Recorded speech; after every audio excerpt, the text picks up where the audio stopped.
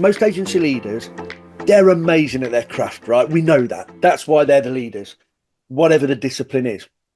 But there's a cringe word in the agency world, and that cringe word is sales. Yep. Nobody likes the word sales. People actively avoid saying, I'm in sales in an agency landscape. So why is that? In other businesses like software sales, tech, have sales teams. In the agency world, it's like the dirtiest word ever. It's the Yeah. cringiest word ever. Why is this? Why are people so worried about the word sales?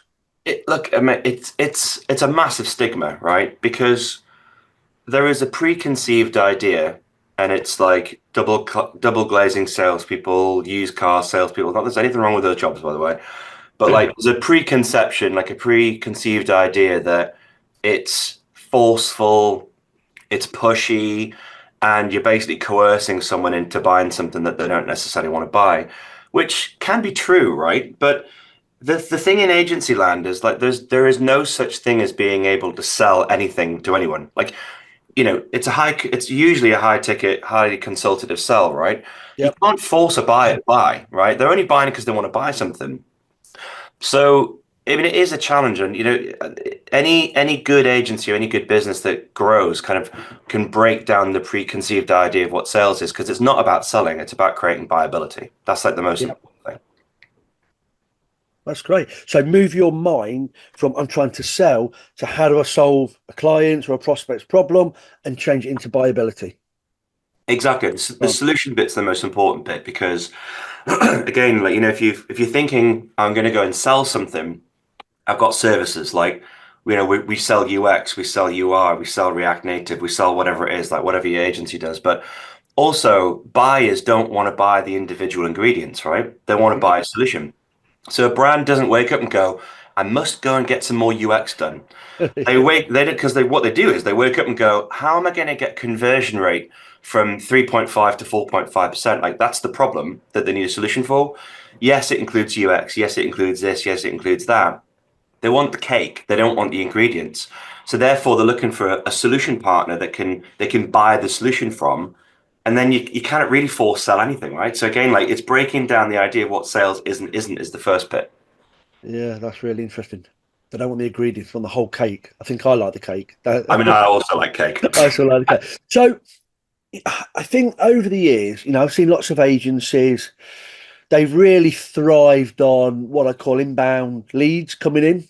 And it feels from everyone I'm speaking to in the business across the sectors, that's had a bit of a significant change. Those inbound leads don't seem to be as frequent, Mm. as good coming into the agencies I speak to.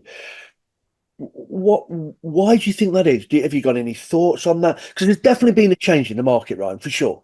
Massive change. I mean, the whole economics of it over the last few years have just mean that people aren't out looking for new stuff, right? So, I know we've both been around the block quite a lot.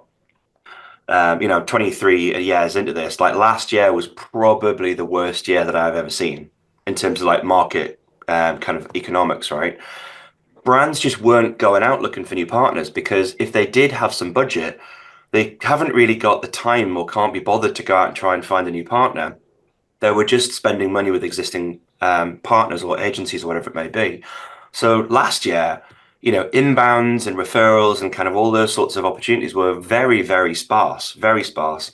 Now this year, it seems like there's been a little bit more momentum, a bit more uptake in terms of people going out looking for new providers, because also the economics of the market have shifted brands into going, well, actually, agencies are desperate. I can probably push people and get a little bit more for my money. So they are out putting briefs out. The problem that we've got this year is decision making is incredibly slow, really, really, really slow. But going back to your point about the inbound, that's where agencies get tripped up because most agencies are too reliant on inbound, too Yeah. reliant on referrals. You can't control them. You can't scale them. Like you're completely out of control if that is your sales strategy. And the businesses that succeed are the ones that get the balance between inbound and outbound because you can control outbound more than you can control inbound. On inbound. So I think what you're referring to there is where, as a business, whether it's an agency or another business, you start building this. Like in our business, we've got like the growth engine. how do we get the whole business around really driving that sales engine, growth engine? How do you get the whole business around it? And I know from, shooting the breeze with you over a beer or an event that you feel there's a few pillars that really help an agency to start breaking that growth engine down into these pillars and tackling each of those individually.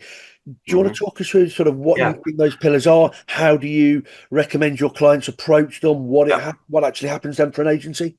So let's just break the pipeline into some really rudimentary blocks, right? Top of funnel, middle of funnel, bottom of funnel. Now, obviously, it's a little bit more Yeah. complicated than that.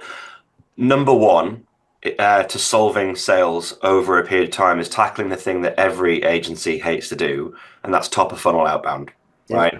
Because, as soon as you talk about outbound, you start talking about LinkedIn and email, cold LinkedIn. Then the word automation comes in, and then everyone's hair goes up on the back of their necks because it's like cringe factor. We've not even put in cold calling. Oh, well, yeah, I mean, well, I actually don't believe in cold calling at the top. I think the phone comes in the middle, by the way, but Right, okay, we can that's have good. that debate if you want. But because most of the time we've only seen this, because the tools aren't the problem, it's the people that are writing the messages, right? Mostly we've only seen this stuff done badly. Immediately an in-mail, which, by the way, for the record, we shouldn't be using in-mails because they just don't work. When did anyone honestly reply to an email? But you get a message, it's like, hey, we're this, we specialize in this, we do it for these brands. Do you need to buy one of these things? Like, no one's doing that stuff. Like, there's no consideration, there's no trust, right? And we've only really seen at the top of funnel this kind of very hard sell, unconsultative approach. So immediately people are a little bit turned off to it. But the first thing for setting yourself up for future success, get control of cold top of funnel outbound. You're already doing referral, you're already doing inbound, you've already got your website, maybe you're doing some pay per click, that kind of stuff. Keep doing those things because it's about doing everything. But pillar number one, get the top of funnel outbound working because Yep. it's not a fast fix. But if you've got that, you can truly deliver scale, predictability, and sustainability over time.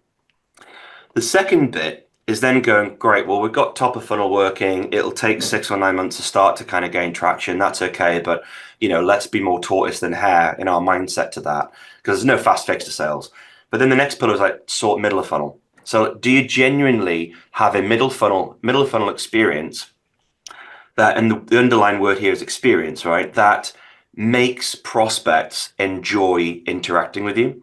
Because we talk about, everyone knows about user experience design, like, you do a website, whatever. We all know about customer experience design. So delivering the experience once the client or the customer's in the business. But very few people talk about the sales experience. And that's the first touch point is where the client's going to get an understanding of what it's going to be like to work with you. So that middle of funnel experience, and it should be an experience, should be thought leadership led. It should be value led. We should think about nurturing. We should think about the way we're following up, the cadence, the speed, like slowing up and slowing down and getting that right. But also understanding that the experience will be different if it's coming from a cold top of funnel conversation versus someone that's then landed in from an inbound, right? Because they've already done the homework, right? So it's going to move that little bit faster. Whereas the experience needs to be a bit slower for someone who's maybe come through top of funnel because you've got to do more work to do the education because you've gone and knocked on their door rather than the way around, right? Yeah. Yeah, that makes sense. And then you've obviously got bottom of funnel, which is closing, right? And look, any business worth their salt can close a deal, right? But the thing that then trips people up around this model and the kind of the next pillar in it is the people. So again, businesses wake up and go, "Oh God, I need to do more sales. I'm going to hire another salesperson or hire a salesperson," right? Because obviously, very often it's founder-led sales agencies, and you set them up for failure because you hire someone and you've got them doing prospecting, cold top of funnel, nurture middle of funnel, Yeah. expecting them to close like the founder at the bottom of the funnel. They're never going to win. All right. So we're immediately setting them up for failure from day one. Whereas actually the right way to get that bit of the pillar working is to find different people for different parts of the funnel. And not necessarily you mean you've got to hire 4 people, but you can use fractional resources inside your business to get the people bit working. And then it starts to work more efficiently. And also because you've got different people doing different things, it's also quite scalable at that point as well, which again is really important, right? So they're some of the fundamental pillars that you need to think about getting an engine to machine, right? It's like, well, I actually think it's more of a living organism, right? But Yeah. there's cogs to it, right? Rather than It's it just about being those one thing. those things there, Ryan. That top of funnel, middle of funnel, your bottom, getting your people in. is the one area that you see agencies like really struggle with out of those pillars? What's the one thing where they just think, oh, I dread doing this, I don't like doing it? Is there one of those pillars that you'd say Top you really need top? every time. Every And time. it goes back to my point. Like, no one wants to be seen to be that person sending out automated LinkedIn messages. They go, it's going to damage my brand or my personal brand. It can be done right. The tools are not the problem. It's what you write in those messages. Yeah, And, often when people are writing these messages, the humanity goes out of them, right? And you go too salesy. You're not treating the other person at the end of that's receiving the message as a human. You're treating it like a transaction. And there's a real nuance to just writing something very simple and very human, just to like go, well, what's my call to action? What do I want them to do? I just want to meet them. They're not going to buy anything. So like, why try and sell them something? Why don't we just like try and find interesting people, get on a call, shoot the breeze, get to know them, and be patient about the way that that relationship could develop. That's yeah. the bit that people hate first, the top. Yeah, I think it's this patience thing. I mean, I've seen so many agency leaders, and they do this sort of cycle thing. Right, we've outsourced our sales leads to somebody. That's not working. Right, we'll bring a salesperson in. 6 months later, oh, they're not bringing anything. Let's get rid of those. Let's go to there. And I think it's this cyclical thing of like failure all the time. What you're saying here is stand back and go, right, let's plan this out. What are we doing at top of funnel? What does that look like going out? Middle of funnel, bottom of funnel. We've got the right people in the right roles. And it's that patience. The amount of times people will say to me, this is, I always go on the 80-20%. So 80% of your revenue come from existing clients, 20% new. And you look at that 20% and I go, okay, well, what's in your pipeline? And you can already calculate you won't hit that number because you've just not got enough coming through. It's the lack of, So yeah, the engine's got to build that over a period of time for yeah. sure. Um, I think if we go back to this whole thing that as an agency leader, you're the practitioner of what you do as an agency. You get there, you find some of this stuff a bit cringy. You don't like doing the top of funnel stuff. Um, a lot of those agency leaders, they never, I guess, had to like actively sell. They never had to go out there. It feels really foreign But to them to but do that. should they? Because actually, the best salespeople aren't salespeople. So the reason that the founder is often the best salesperson, one is because like they're the one trying to make payroll every month, right? So like, that's always a big driver. Yeah, But also like they have come mostly from a practitioner background. And the client wants to talk to the people who've got the answer. They don't want to talk to a salesperson because all the salesperson is, and I've been one all my whole yeah, career. I'm not a practitioner, right? Although I'm obviously putting my craft into practice now with Friday Salt. But anyway, they don't want to talk to salespeople because all they're doing is like middlemaning, right? They're not adding enough value to warrant the prospect or the client's time. So one of the reasons why the founder works so well, because the prospect gets the answer straight away, and that's valuable. And again, if you go back to this concept of buyability rather than being a salesperson, mindset shift. I don't need to go and sell anything. All I need to do is talk to more people, be useful, add value, show that we know our onions, and that we could have the solution when that person's ready. Because the timing thing in sales is really important. Like if you're going out sending LinkedIn messages expecting someone to have a brief, you might as well be buying lottery tickets for it every week, yeah, yeah. Euro Millions, right? Because it's not how it works. And that's the game. Like that's why people get it wrong, and they start something and they don't do the consistency thing. To your point, mate, they do it and they don't get a brief back, and they go, "Oh, well, that doesn't work for me." Well, Doesn't that's matter. you've set your expectations wrong, and also you didn't play the patience game. But the like I said, going back to your point about the founder, because they are the ones that are adding value. That's why they naturally work really well when a prospect meets the founder. So, the other bit of advice I'd give is you need people who like are going to run the engine, right? Do the mechanical side of it, make it tick, right? So that's where your BDMs go and all that kind of stuff. But my one bit of advice, put your subject matter experts out to market rather than your salespeople. Get them to be the ones that are going to talk to the prospects because the prospect, I mean, we see it in the data that we've got. The prospect is way more, like twice as likely, if not three times likely, to talk to an SME than a salesperson. Facts. So I'm an agency leader. I've got a £2.5 million agency. I've not really got my top of funnel, middle of funnel working. It's not quite how I need to be. I've not got this growth engine. I want to move on. How do I practically, as an agency leader, start taking control of this day by day? What's the process I should put in? How should I start? Because people will be listening to this going, this all sounds amazing. I really don't know where to start. What should they do, Ryan? Like, what should they come off this on Monday morning and go, right, let's start getting this growth engine going? What would you tell them to do? How do they take control? So it starts at the top, right? And I'd probably ignore cold email because it's a bugger to get working, right? It is a good channel, but it's a bugger to get working. Go and get some tools for LinkedIn. If you haven't already got Sales Navigator, get Sales Navigator. It's pricey and it's a crap experience, but that's where the data is on Yep. LinkedIn. Get a tool like, I mean, there's loads of them, but like Meet Alfred, Hey Reach, like they're some of the better ones. Try building out what your ideal customer profile looks like, and then therefore building some lists on Sales Navigator. Plug it into one of those tools. Write some What fun. do these tools do, Ryan? They're Just the like, automation tools, right, right? okay. So, for example, I might send a connection request, wait a few days, look at a profile, wait a few days, send a follow-up message, wait a few days, and so on, right? You get the idea. But my advice is give this stuff a go, but write a message that's just like very either giving in terms of your knowledge and your value. Don't sell a sausage, right? Don't go out going, we're a Webflow agency, we do UX. Do you want to buy a Webflow website? Because that's definitely not going to work for you.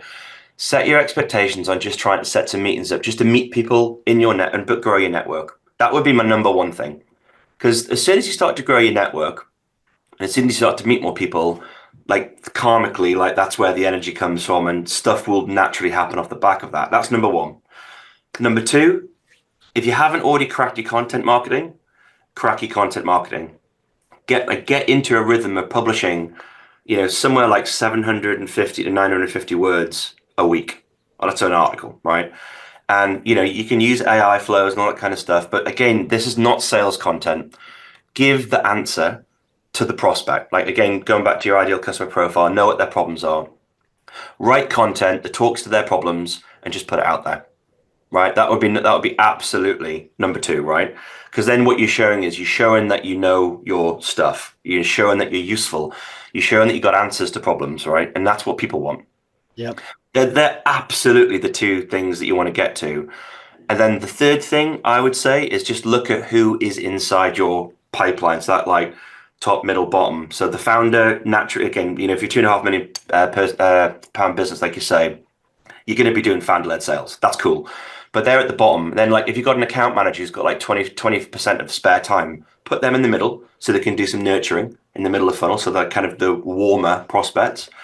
And then, probably at that size and at this level of the experiment, if I was the founder, I'd be doing the automation, actually, if I'm being really honest. But you can replace that later.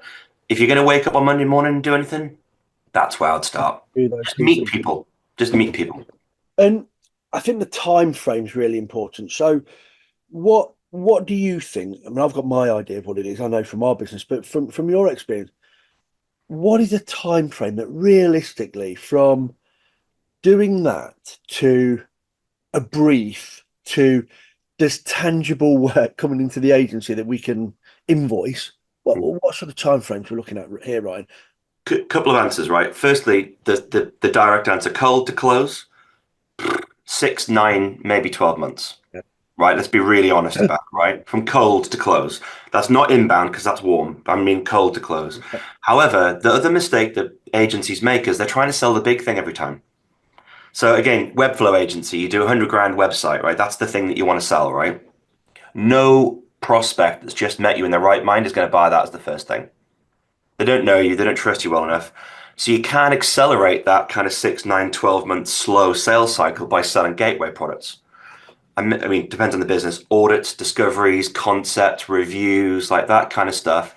Discretional spend like 2.5 to like 15K, depending on the size of the business, size of the product. Prospects will buy that quickly. So that 6, 9, 12 months thing could come down really quite rapidly and be a lot faster if you're going out with the right offer rather than trying to sell the big thing every time. It's just too complicated to buy. Yeah. If you don't know them. If you don't know that, they've not got that trust. So I can't believe we're actually at 9:53. How quick has that gone? Like we're enjoying ourselves, I think. I know, too much. So basically, I'm an agent's leader. Get into work Monday morning, start thinking of those pillars: top of funnel, middle of funnel, bottom of funnel. Start looking at my people. Get on LinkedIn, get Navigator, look at some of those tools you've said to help you. There's a Yeah. tool I use as well. Have you come across Crystal Nose? Yes, I have come across that before. And Yeah. and I think this really does come in then to your messaging. What Crystal Nose does is basically disc profile the person you're about to Mm, outreach to, yeah. and it'll tell you if they're like red, yellow, green, or blue, which allows you then to craft your messages in a way that would make them feel like you're talking to them directly. But really, there's no quick fix to this. There's no silver bullet. There's not silver It, bullet. it's like if I can leave anyone listening to with one thing, it's like when it comes to sales, be more tortoise than hare, right? Like it's a marathon, it's not a sprint, right? You've got to be patient with sales. You've got to put the legwork in.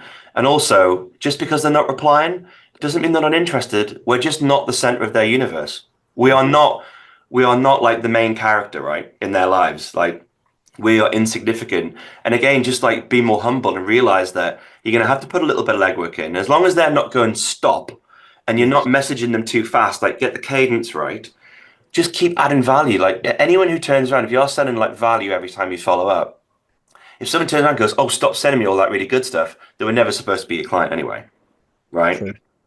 But if you're going out going, can I have a meeting, can I have a meeting, can I have a meeting, can I have a meeting, can I have a meeting, they've got every right to tell you to F off, right? Because that's annoying and it's not particularly sophisticated. But if you're adding value, keep nurturing them Keep nurturing them. Right, 9:55.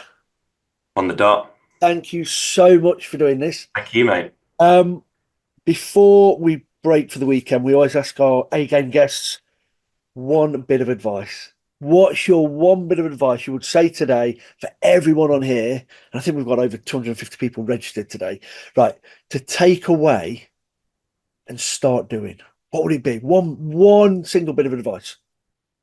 Just start, Just right? Don't go at this trying to build this wild perfection like ivory tower. Do some stuff, skin your knees, because like 80% of it's going to be wrong, right? Because like sales isn't like an on-off thing. Just start, try some things, be consistent, take an optimization mindset going, well, okay, that didn't work. So let me try something else, let me try something else, let me try something else until you find something that sticks and just stick with it.